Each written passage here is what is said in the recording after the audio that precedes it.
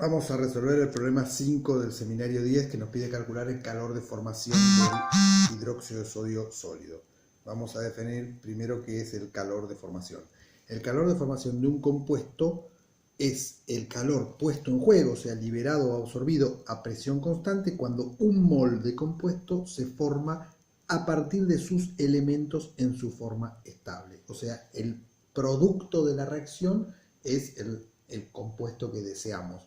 Y los reactivos son los elementos que forman el compuesto. Los elementos, no otros compuestos. Ejemplo, la primera reacción que tenemos es la reacción de formación del agua líquida. ¿Por qué? Porque el único producto es agua líquida y los reactivos son los elementos que forman al agua, o sea, hidrógeno y oxígeno. Y ambos en su forma estable, gas y gas. Entonces, el delta H de esta reacción es el delta H de formación del agua líquida.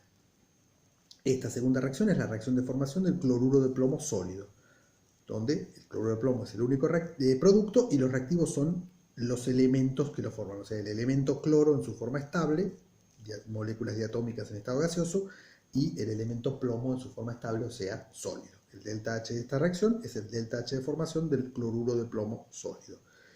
La tercera reacción es la reacción de formación del dióxido de carbono gaseoso, donde los reactivos son el oxígeno diatómico gaseoso y el carbono sólido grafito. El carbono tiene dos formas, el carbono sólido se puede presentar en dos formas. La estable es el grafito y la otra es el diamante.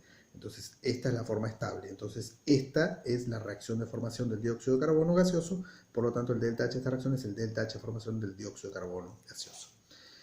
Esta reacción, donde también el único producto es dióxido de carbono gaseoso, esta reacción no es la reacción de formación del dióxido de carbono gaseoso. ¿Por qué? Porque los reactivos no son elementos.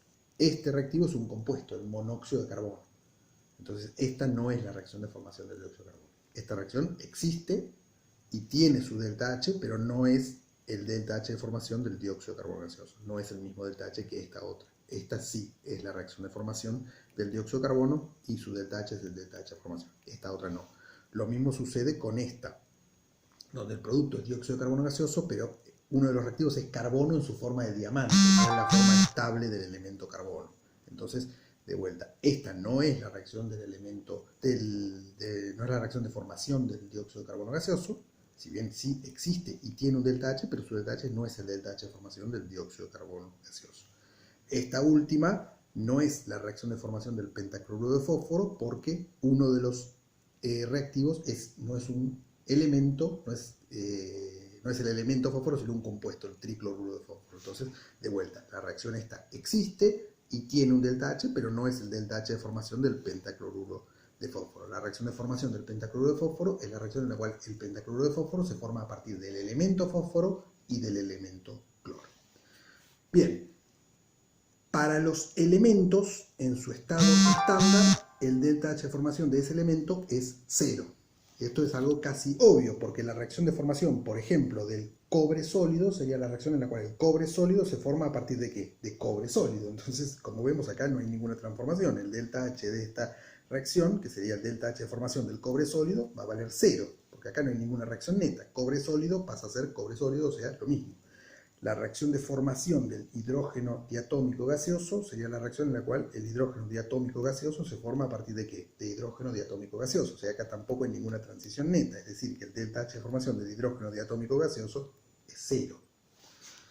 Lo mismo sucede con esta reacción de formación del cloro diatómico gaseoso, que se forma a partir de ¿qué?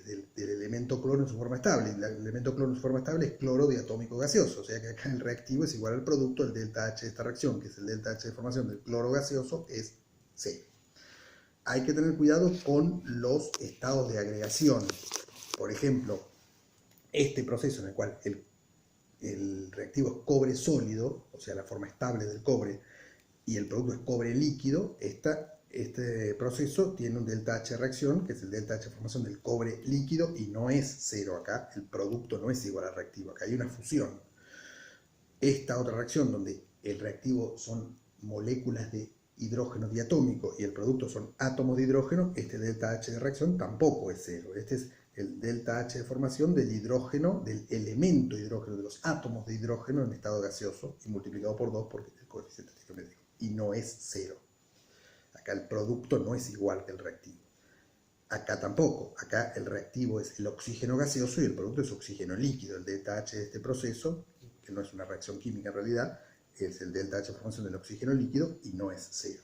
Bueno, definido ya lo que son los calores de formación, delta H de formación, podemos preguntarnos para qué sirve conocer el delta H de formación. Bueno, sirve para poder calcular los calores de las reacciones, los delta H de una reacción.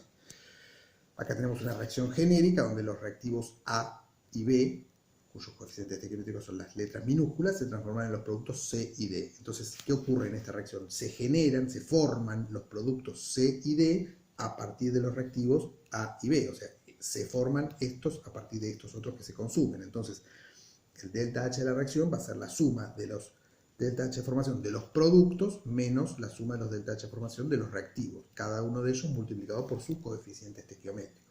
O sea que sería el coeficiente C por el delta H de formación del producto C, más el coeficiente D por el delta H de formación del producto D, menos el coeficiente A por el delta H de formación del reactivo A, menos el coeficiente B por el delta H de formación del reactivo B.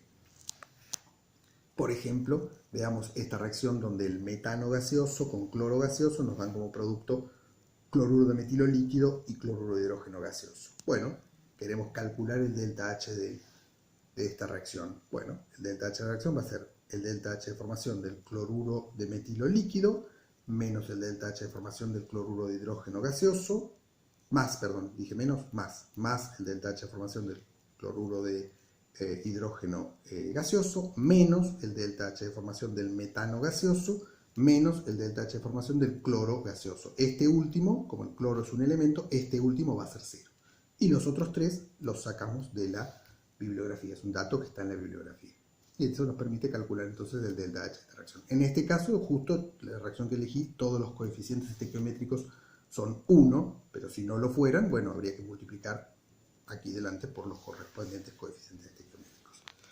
Bueno, dijimos que los delta H de formación se encuentran en la bibliografía. ¿Cómo se determinan los calores de formación de los compuestos? Bueno, hay dos formas. Uno es un método directo, que es hacer la reacción de formación, o sea, hacer reaccionar los dos elementos y obtener el compuesto y medir el delta H de esta reacción. O sea, hacemos reaccionar, por ejemplo, hidrógeno con oxígeno en cantidades estequiométricas, obtenemos como producto agua en estado gaseoso, medimos el calor de esta reacción, o sea, el delta H, el calor liberado a presión constante, y ese es el delta H de formación del agua gaseosa. Este es directo, se hacen reaccionar los elementos. El segundo método es el indirecto, porque el método directo no siempre se puede hacer, porque a veces los elementos no reaccionan o no reaccionan para dar un único producto, dan varios productos, se complica eso. Por ejemplo, veamos cómo determinar el delta H de formación del propano gaseoso. El propano es este compuesto, carbono 3, hidrógeno 8 gaseoso. La reacción de formación del propano gaseoso sería esta, la reacción donde 3 moles de carbono grafito con 4 moles de hidrógeno gaseoso dan como producto propano. El asunto es que si queremos hacer esta reacción, ponemos las cantidades estequiométricas de grafito e hidrógeno y lo calentamos o hacemos una chispa para que reaccionen, no van a dar propano. En el mejor de los casos van a dar una mezcla de varios productos, de los cuales uno de ellos podría ser el propano. El calor que vamos a medir es el calor de toda esa mezcla. Es imposible obtener propano puro a partir de carbono y hidrógeno. Esta reacción es imposible de hacerla.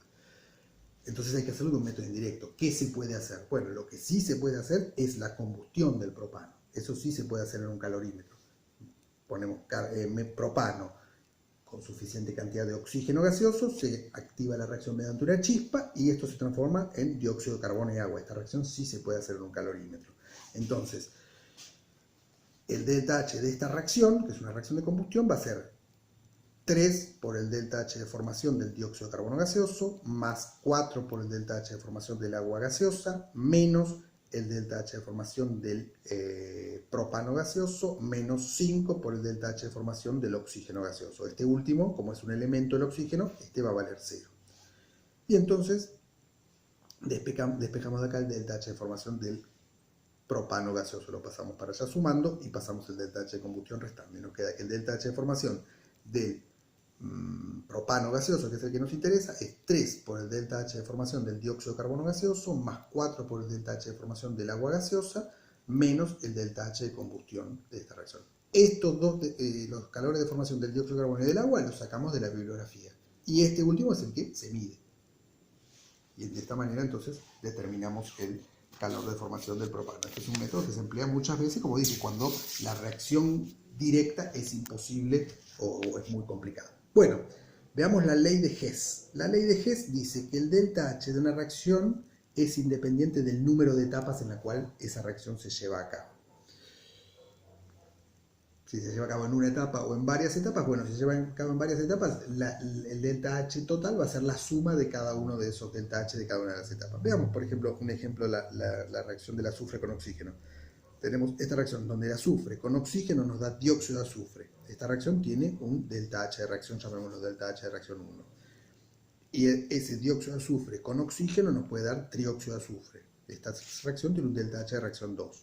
Si sumamos las reacciones 1 y 2, se nos cancela el dióxido de azufre, ¿sí? Y se suma un mol más medio mol, nos quedan 3 medios moles de oxígeno. Nos queda que azufre más 3 medios moles de oxígeno nos dan trióxido de azufre. Y este sería el delta H de la reacción 3, la reacción entre azufre y oxígeno para dar trióxido de azufre. Bueno, la ley de Hess nos dice que el delta H de la reacción 1 más la 2 es igual al delta H de la reacción 3, porque la reacción 3 se obtuvo como suma de las reacciones 1 y 2. Entonces su calor de reacción también es la suma de los calores de reacción. Esta ley de Hess es simplemente una consecuencia del hecho de que la entalpía es una función de estado. Entonces el cambio de entalpía asociado a un proceso es independiente del número de etapas en el cual se lleva a cabo. Hoy parece casi una obviedad. Alrededor del año 1840 no era tan obvio.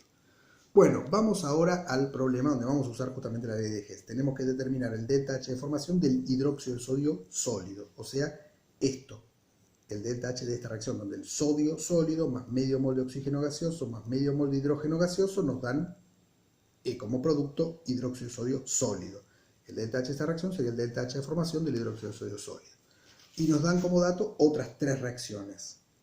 Bueno, tenemos que sumar esas 3 reacciones convenientemente para obtener la reacción que deseamos. En el caso, y bueno, tenemos que ver qué es lo que queremos que nos quede del lado de los reactivos y qué es lo que queremos del lado de los productos. La primera reacción donde el sodio, el elemento sodio está del lado de los reactivos, la vamos a dejar igual, la escribimos igual.